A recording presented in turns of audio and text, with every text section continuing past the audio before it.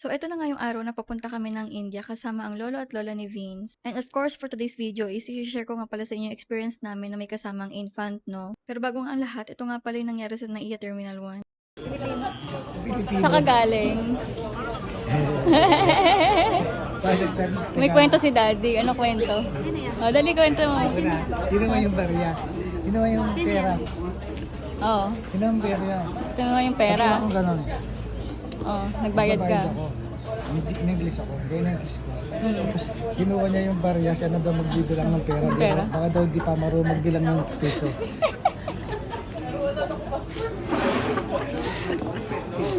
Saan sinabi? Eh tapos, nagtagalog ka bigla. Nagtagalog ako. Ano sabi mo?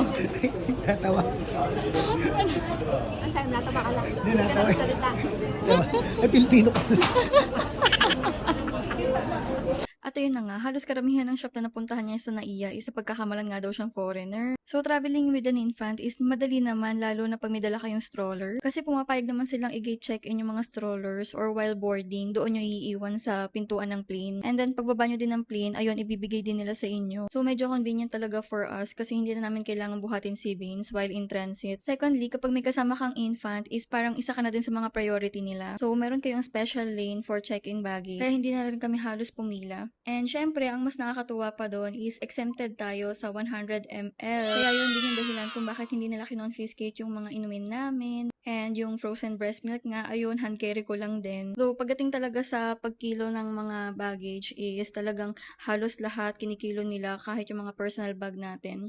Ang alam ko sa AirAsia mahigpit talaga sila pagdating sa baggage allowance. Pero sa mga other airlines naman, ang alam ko is medyo maluwag-luwag ganun. So, depende din talaga sa mga airlines. So, thankful na lang din ako kasi habang in transit kami is hindi naman masyadong nag-iingangawa tong anak ko. Ayan, happy-go-lucky lang siya. Talagang tinutoyo lang siya pagka yung talagang inaantok na ganun. And ang alam ko nga pala is merong mga free bassinet sa ibang airlines. Kaso dito kasi sa AirAsia, yung nasakyan namin is wala silang bassinet. O syempre, kakahanap ko ng mura, 'di ba? Ano pa bang i-expect natin sa mga budget-friendly airlines? Pero alam nyo, Diyos ko, dahil nga may mga issue sa gasolina, 'di ba? Hindi na to budget-friendly mga mi kasi ang naging one-way ticket ko is around 35 or 36,000 yata one way. And kasama na nga din pala si Vince doon. While dun sa parents ko naman is parang inabot ng 32,000 each person. At nung time na yon is balikan na nga yung nakuha namin. So, ang epic, 'di ba? Mas mahal pa yung ticket ko kaysa sa ticket nila. Akala ko kasi that time hindi sila magtataas. Kaso 'di ba biglang may issue nga sa gasolina. At dahil doon tumaas din talaga yung surcharge. So, ayun. Actually, may mas mura pa naman dyan. Kaso wala nga namang lumipat ako ng eroplano, 'di ba? Tapos magkaiba kami. So, ayun lang. Abangan nyo na lang yung susunod na kabanata.